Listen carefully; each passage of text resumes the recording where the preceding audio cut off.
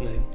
My name is Jonathan Matthew Ward. Most people call me J-Matt. It's a little nickname that I have. I am assistant professor of history at Quincy University here in Quincy, Illinois. I focus on the Civil War era in American history, and I'm joined by my colleague, Padraig Rohan. You want to... Yeah. So my name is Padraig, and I'm also a historian here at Quincy University, and we are here in J-Matt's office. My home office. Home office here in Quincy. And this is the introductory episode for our podcast, Citizens History. So we're very happy to be doing this. We really want to... we want our listeners to feel very included and involved. I would like to put the word out right at the beginning, if you like or don't like a particular episode, a particular approach, a particular, we want to hear from you. We want to hear where you think that it should be going. Not that we're going to necessarily be... Yeah, this is a benevolent dictatorship. What do you think we mean by citizens' history? Because I have a perspective, and you have a perspective. I see us handling historical issues, but also current day political and social issues in a very accessible way. So we want this to be a podcast for academics. We want it to be a podcast for the armchair NPR listeners. We also want it to be a podcast for the most fanatical right-wing MAGA person out there who just wants to hear a different perspective and hear it in a way that's understandable. We try to keep the academic language to a minimum, though I do get carried away with that from time to time. So it's really presenting history and politics in a way that's accessible for the average citizen. So citizens' history. What about you? What's your context? Yeah, exactly. One of the great weaknesses of the historical discipline is that we often tend to talk only with each other, and so there can be a problem with that. There's, on the one hand, it is inevitable that professional historians are specialized. We gotta specialize. There's just so much out there. No one can be in all the archives.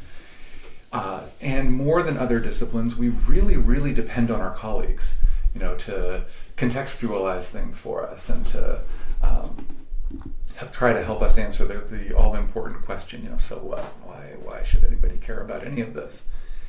And so yes, citizens' history means we have to balance kind of the expertise, not only that we might have or we might think we have, but also the expertise that we're bringing in, the guests that we have, the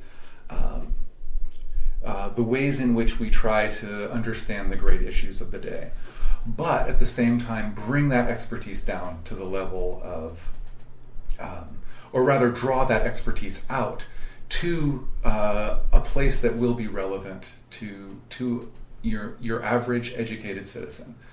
And so there are a couple of different ways that we can do that, right? Part of it is just discussions between us, between two historians, bringing in other people, bringing in other historians, political scientists, sociologists. Hopefully, I would envision it going out to religious scholars and scientists and so on and so forth. But at the same time, I also envision us talking, not just at, but also with ordinary citizens. Yeah. Okay, how can we, for example, if we're engaging on the topic of democracy and contested visions of democracy, it's one thing to be very highfalutin or very in the weeds, but it's another thing to bring in another fellow educated citizen to chop it up with us about that. So democracy, capitalism, religion, science, there are all these things that are not going to be the preserve of experts, cannot be the preserve of experts. Yeah. And so I really look forward to engaging not just with expertise and recognizing where expertise is valid, but also the limits of that expertise. Yeah, absolutely. I'm glad that you bring up the theme of democracy, because I think that will be sort of the heartbeat of the podcast. In that democracy in and of itself is something of a balanced system, right? Between, at least the founders envisioned it that way for American democracy. We have leaders who are educated and austere and quote unquote know what they're doing. Whether that's true or not, we can debate that. And then there are the people. The voice of the people resonates throughout the democracy, and they're having some influence on the government. And I think to understand democracy, you need to look at both and their limitations. So our podcast can reflect that theme, and that like we're bringing a certain level of expertise, but we also want to include regular folks. So what I thought what we might do now is maybe introduce ourselves on a little bit more in-depth level, so people know who we are, and then sort of talk about our perspectives on democracy, because I'm a bit of a negative person. You're probably a bit more positive than I am. So I'll go first and talk about all my problems with democracy, both in the grand Western tradition, but also the American iteration of it. And then you can clean up and leave some positivity and hope for people who might be listening to this. I was born and raised in Amory, Mississippi. Which has two claims to fame. One, FDR came through on a locomotive in 1934 or 36, and they've still got that locomotive in Frisco Park there in Amory. It's about 30 miles south of Tupelo, where Elvis was born. The second claim to fame is Trent Harmon, who won the quote-unquote final season of American Idol, and I think they've had 3 seasons since that final season. But he's a notable individual from there. We had the same music teacher in high school, and I actually met him once, I think, years before he was famous. So that's Amory, Mississippi. That's where I'm from.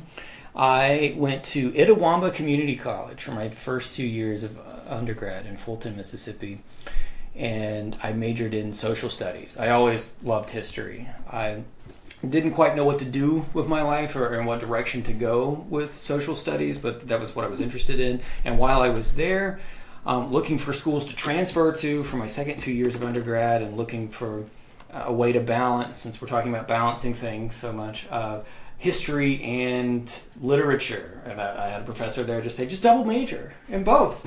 So for my second 2 years of undergrad, I transferred to the Mississippi University for Women, which has been accepting men since 1982, or 83 perhaps. It's written in very fine print at the bottom of the sign. At least it was the last time I saw the sign out in front of the school. I think they're in the process of changing the name of the school now, but anyway. I went there, I majored in history and in English with an emphasis in creative writing. I had great professors there that really deepened my love for history and deepened my passion for primary research and critical thinking and getting to the bottom of things and not just thinking on a surface level. Then I had a year off between undergrad and grad school. I got my master's at University of Missouri in Columbia, Missouri. I worked with Dr. Leanne Weitz while I was there. And then I got my PhD at Louisiana State University. So I went from the Tigers in Missouri to the Tigers in Louisiana. Louisiana's better. They have an actual live tiger there that's quite pampered. My dissertation, Garden of Ruins, Occupied Louisiana in the Civil War, will be out next year with LSU Press, so I'm excited about that. We'll probably talk about it on this show. And so my research interests are military history and social history and military occupation writ large, but I also really like environmental history, labor history, gender studies. Really, there's just not enough time in life to get invested in everything that I want to look at. So that's enough about me. I'll talk a little bit about my perspective on democracy, and then I'll throw it over to you, Padraig. Perhaps it's my generation. I'm a millennial, so we're all negative Nancys, I think. Or maybe it's my education, or maybe it's just my personal disposition. But I tend to be very suspicious of democracy as a concept. I'm not even sure that it can exist. And I know all the Greek classicists are already readying their phalanxes to march on my house for even saying that. But it seems to me that it's very hard to create a society in which those who are most physically strong or materially the wealthiest don't somehow, either very quickly or through a process of years and machinations, control society. And usually those power groups are male-centric. And furthermore, those power groups tend to create a society in which their perspectives and physical body types and backgrounds and skin color and everything else are normalized. And all other perspectives and body types and skin colors are considered to be unwelcome at the least, perhaps even inferior at the worst. So is it possible to create a society in which everyone's voice is heard equally and that every single person in that society can find some sort of accommodation regardless of their background or their physical needs? I'll give you an example. I'm a scholar of the U.S. South. I'm a scholar of the U.S. Civil War, so I am acutely aware of America's racial problem. Some might even say that it's the foundational problem of America. We can probably talk about that more at some point. But even after the Civil War, with all the violence that occurred there, we can see that there are tremendous limitations to American democracy. The Civil War is this moment where the government and reformers and black Americans achieved these really grand moments, primarily the 13th, 14th, and 15th Amendments. And for anyone listening who doesn't know off the top of their head what those amendments to the Constitution said, very briefly, the 13th Amendment made slavery illegal within the United States. The 14th Amendment supposedly protected the rights of the civil rights of black Americans, and the 15th Amendment protected specifically the right to vote for a variety of reasons that we won't go into now. But nevertheless, despite the changes to the governing structure of America, you still had plenty of white Southern conservatives after the war that redoubled their efforts to commit violence and against black Americans and to exclude them from American democracy at every level. So not only is democracy limited on a personal level, but at the governmental level, by 1876, the government, and by that I mean Lincoln's Republican Party, had just sort of abdicated any sort of moral responsibility to protect these amendments and black rights. I'm thinking principally of the slaughterhouse cases in 1873 or U.S. v. Cruikshank in 1874, which really limit the fullness of freedom that the 14th Amendment was designed to protect. I mean, these cases basically gut the privileges and immunities clauses. So I circle back to my central suspicions again. It seems to me that American democracy has always been somewhat exclusionary. And perhaps that we can debate to the end of time, first of all, how exclusionary is American democracy? And second of all, is that exclusion a central part of American identity, like most recent scholarship, like the 1619 Project, might suggest? And no doubt we'll return to these again. I've heard a statement that democracy is only as old as its youngest constituency. So that would mean that American democracy is only as old as 1964, 1965, Civil Rights Act, Voting Rights Act. Perhaps democracy is inevitably or unavoidably unbalanced because within the tradition of classical liberalism, it tries to balance individual liberties with the common good. And that seems like such a difficult thing to do, because when you have such an array of individuals and then you put them together in a group, how can you get any sort of coherent common good out of that? And another problem I have with democracy comes from the very concept of individualism, as it's so prominent in the Western tradition. Individuals inherently are given to self-interest and greed. Perhaps that's my jaundiced perspective. Maybe you have a different perspective on that. But when you take individuals that are inherently flawed and you put them in charge of a system that's supposed to include everybody, it just kind of falls apart over time. So individual liberty often comes at the expense of liberty for other individuals, whether that be civil rights or market opportunities. And we too often accept the privileges of individualism while abandoning the responsibilities of the collective good, such as listening to others and accommodating their needs and perspectives. And I think the current rifts in our democracy circa 2016 forward, even though we could trace those discrepancies back further than that, illustrate Americans' profound incapacity for empathy and for listening and for dialoguing with one another. Not all the time, but there's so much consternation and antagonism in our nation today that it makes me wonder, is this not just sort of inherent to the system? If everybody gets a vote, if everybody gets a say, those are automatically going to come into conflict.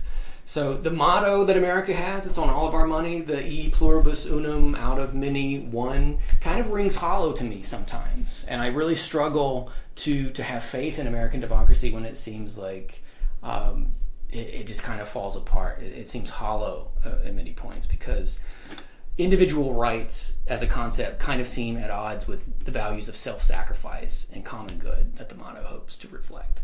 So that's my perspective. I'm not completely throwing democracy away, but I'm deeply suspicious of it for the basic reasons I've laid out here, and I've gone on too long.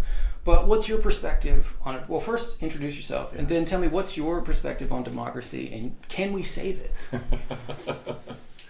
Yeah. Now, some great points. I'll introduce myself very quickly first, and then get in. But really quickly, before I do that, you probably know this story better than I, but speaking of tigers and speaking of LSU, wasn't Huey Long a huge proponent of LSU? Absolutely. And I remember reading in a biography of him years and years and years ago, I don't remember the details, but he was trying to intimidate the referees during a game. Yeah, he did that often. And they I don't know if they still do, but they had a tiger actually, as you know, an actual tiger there, and he was like, yeah, I might have to set the tiger loose. I forget what the anecdote was, but it was brilliant. It really summed up his own personality and his own leadership style. For anyone listening who doesn't know who Huey Long is, he was a very powerful and rapacious governor of Louisiana in the 20s and 30s, or political figure in Louisiana, which included the governorship. And yes, he donated a lot of money to LSU and kind of made it what it is today, for better or worse.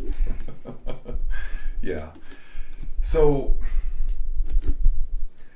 unlike JMAT, I did not major in history at the undergrad level. I was always a rapacious reader. I was always an avid amateur historian, as long as I can remember. But I actually majored in engineering in my undergrad days. And I think that there's a lot of benefit to combining that with a study of history, a study of systems, and how do we bring a better study of systems theory to history? Anyway, I never worked as an engineer. I became a public school teacher in the California public schools, and there's a lot of and that's a long story, but that lasted about 3 years. And then I founded and directed a nonprofit. Soon thereafter, I met my first wife, an Italian girl. We moved to Italy together, and that was where my love of history really really caught fire again. Yeah. And so, long story short, I was in Italy for about 4 or 5 years. I was in Turkey after that for about 8. And at the end of that long stretch abroad, I decided, well, you know, if I am serious about studying history, then let's, which I am. Yeah. I need to go back to school, and I need to get my PhD. So that entire time abroad, so that was 2002 to 2015. I was working on an extremely amateurish, sprawling world history. And that's on the back burner right now. I'm sure I'll come back to that at some point, perhaps after I get tenure or something like that. But my specialty, what I focused on in grad school, first doing an MA in Turkey, and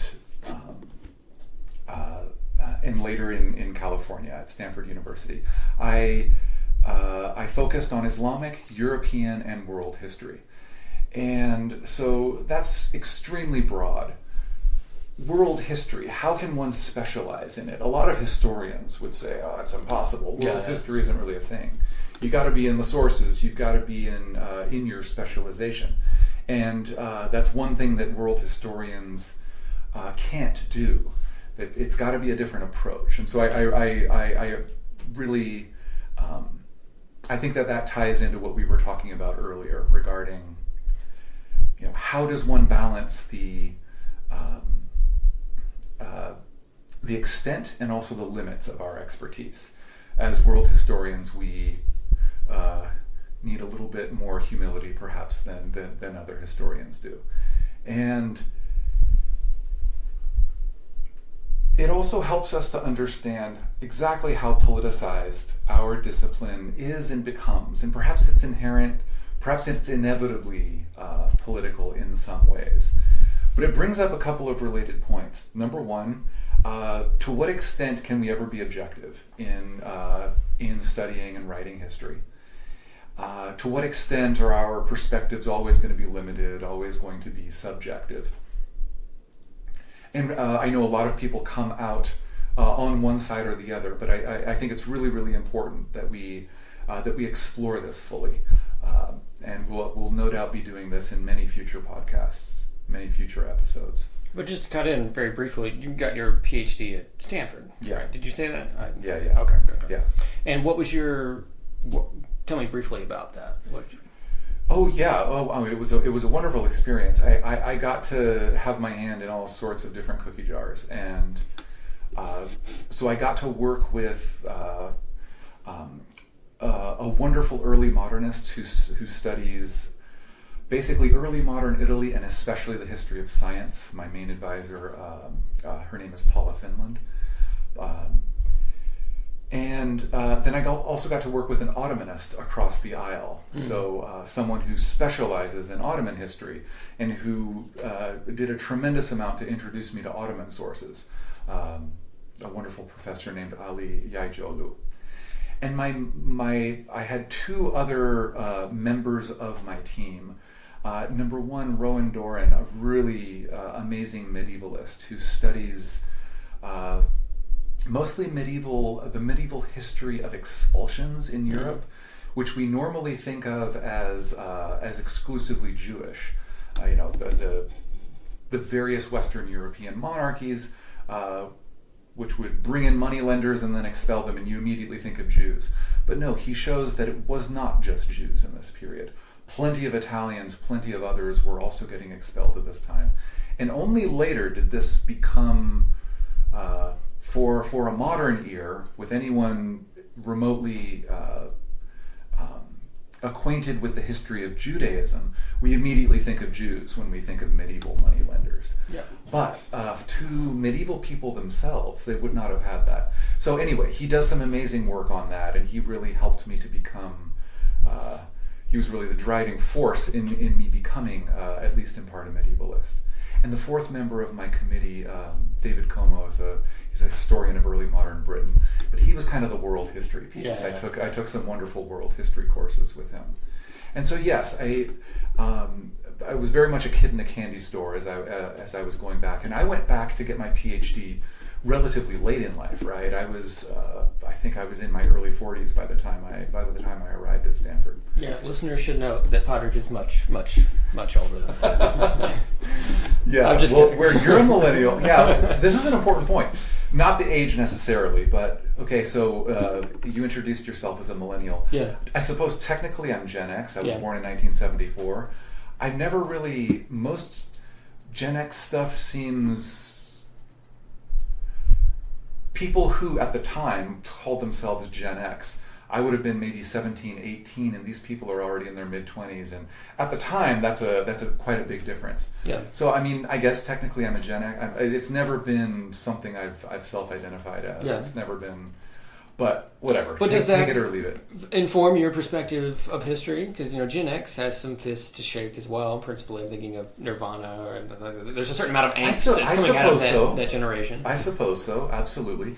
Angst, but also, I mean, so born in 74, I came of, a lot of my childhood was the 80s, Mm-hmm. And so when we think of the 80s, we can think of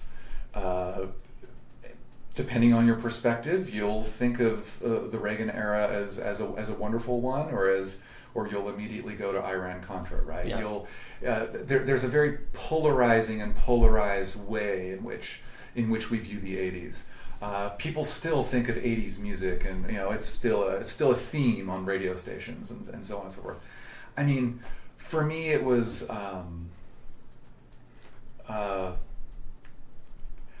I don't know. For me, I grew up listening to what you might think of as mainline pop 80s music, but then I also listened to the Pet Shop Boys and the New Order, and so that kind of, and then I also was listening. I grew up in the Bay Area in California, and so I was listening to,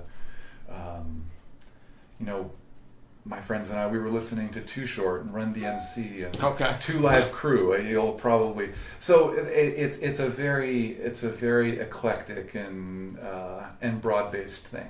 I don't think everybody who is my age or who is Gen X has that same experience of the 80s or of childhood, but certainly I got to experience all of that. Yeah. So in addition to you and I being vastly different ages, as you point out, I think it's also fair to say that we're bringing vastly different viewpoints, right? Yeah. I hope in a very good and a very productive way. We were talking about this earlier when we were brainstorming the podcast, and you were... so I think it's fair to say that JMAT is very squarely on the left. I'm sure. And... but I grew up very conservative, right, in rural Mississippi, and I've moved very far to the left since then. Absolutely, and at the and JMAT kindly observed that I am much more moderate, and I recoiled at that. I recoiled at that characterization. I did not mean it as an insult. I know you didn't, and it's not like if somebody sees me as a moderate, I would never say, "Oh, I'm not a moderate." But I don't exactly know where I fit in. I've got several toes where you might think I was really on the left, and I've got several toes where you might think I'm really on the right. So I look forward to exploring that aspect of it. Okay. Hopefully that kind of productive conversation between different and contested viewpoints is probably is going to be, I think, part of the real value of this podcast. That said, I was raised very conservative too. I mean, I grew up I was born in Oakland. I was raised in Berkeley. And so these are some of the most left-leaning places in the entire United States. And yet I was also raised conservative Catholic. Yeah. So having that double vision my entire time growing up was certainly spun me around. And it also, I hope, gave me some grounding. Yeah. At least when I became an adult and I'm starting to be able to put the pieces together again. So, I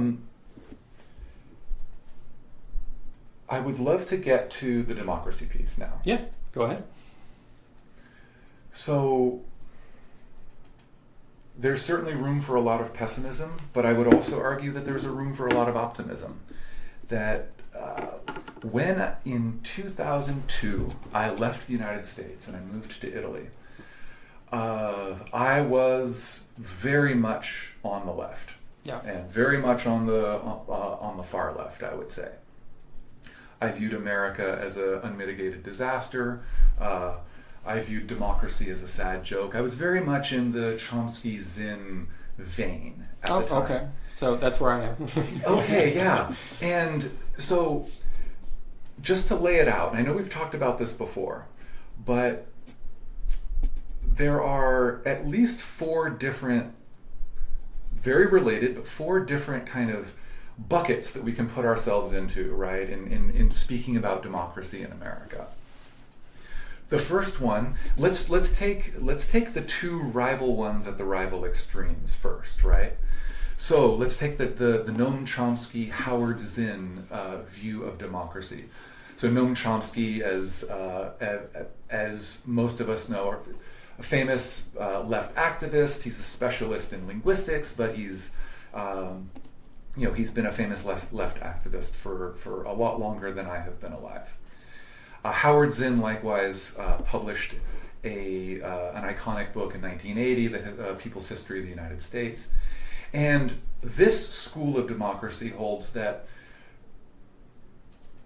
our founders never intended to establish a democracy, and that we are at best an aspirational democracy today. Yeah. That we may be able to get there at some point, but we are not yet a democracy.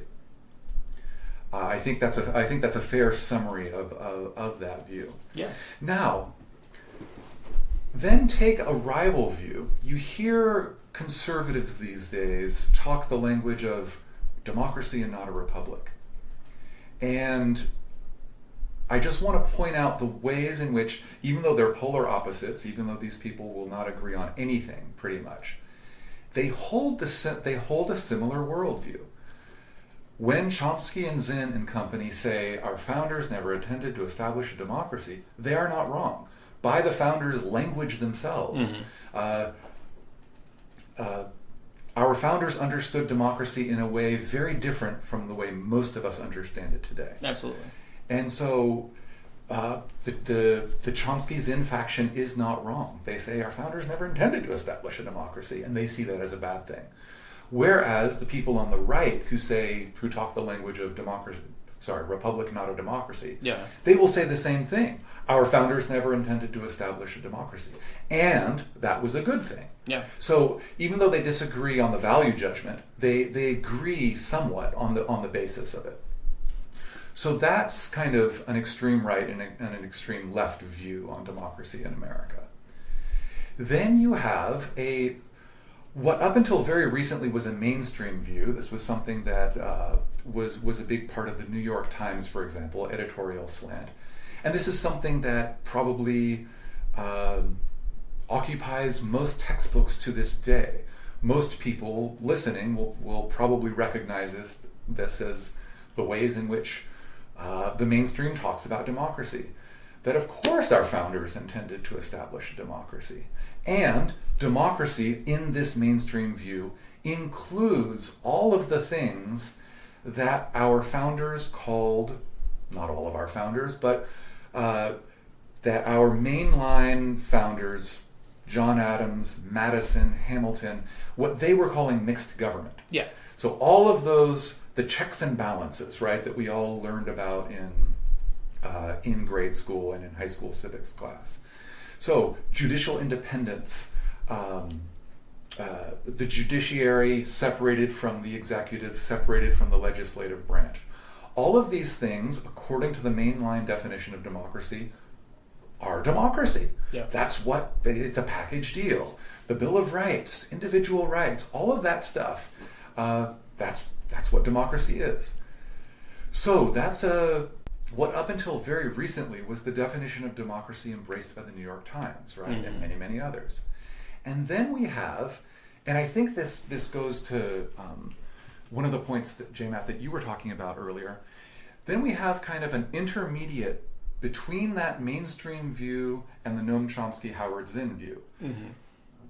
And this is the view that the 1619 Project has popularized. And Jill Lepore, famous historian at Harvard, this would be her view as well.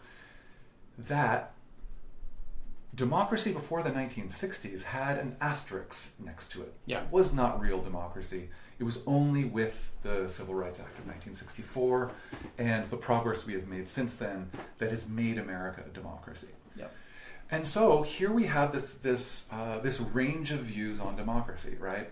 The two polar opposite, far left and far right views. And then you've got the mainstream view, or what was the mainstream view up until recently. And then we've got, maybe we can call it the 1619 view for short. Yeah. And full disclosure, I find myself gravitating to the extremes rather than to the mainstream view. I certainly think it's very important for us to understand what our founders were trying to do. Yeah. And so I don't think that the far left is wrong when it's a very important perspective to take on board. When they say our founders never intended to establish a democracy, that's really, really important. Now, it's nonsensical if we take our starting point as the mainstream view of democracy today. Yeah. That if your view of democracy, and this isn't just what people picked up in civics class. This is most theorists of democracy for the past at least 3 generations, probably more, have taken that view that mixed government is rolled into democracy. Democracy is that encompassing thing. If that is your view of democracy, then it's absolutely nonsensical what the far left and the far right are saying. But I think it's an important starting point that we say, look, our founders meant to establish a republic. And so what that means for democracy by their lights is that, yes, democracy is an important part of the puzzle, but too much is just as bad as too little. I think that would be a fair statement, certainly of what John Adams was trying to do. Hamilton was a little bit more extreme. He and Jefferson were kind of the poles fighting it out, right? Mm-hmm. But Adams was the one who really struck the middle ground, whose Massachusetts Constitution was so fundamental for the later U.S. Constitution in 1787. And of course, Madison and Hamilton really enunciating this view very clearly in the Federalist Papers. So I am pessimistic in some ways, to pull it back to the larger question you asked at first. But at the same time, I think that our Constitution, and this will probably mark me as a conservative for many listeners, that our Constitution was one of the great works of practical political philosophy in human history. Mm-hmm. And so I'm a big fan of what our founders were trying to do. I'm perhaps less of a fan of Jefferson than I would be of John Adams. Yeah. And I know that you and I have talked about this a lot. But yeah, it's there's a lot to unpack. But that's kind of the preliminary view of how I feel about democracy. Excellent. I would just want to tag in one small point at the end. I like the way you position the 2 extremes and then 2 middle perspectives. I think a good way of thinking about the 2 extremes is that leftists would say the founders never intended to create a democracy. They very much were trying to centralize power in their hands, and that's a bad thing. Mm-hmm. Whereas right-wingers would tend to say, no, that's exactly what they were intended on doing, and that's a good thing. Right. Because there's no way that you can vote your way into a great society, and you cannot trust the passions of the people. And having, elected, educated leaders is the best way to go about society. And I think you're absolutely right that there's some sort of middle perspective that we need to find there. So yeah. Great. I think this will wrap things up for our introductory episode, but this is basically how it's going to go. We're going to discuss issues that are prevalent to our current day democracy by looking at the past, but trying to connect it to our present day and the future. And hopefully we'll solve all the world's problems. I mean, it's happening right here, right now. But yeah, we'll stop there, and we will move forward.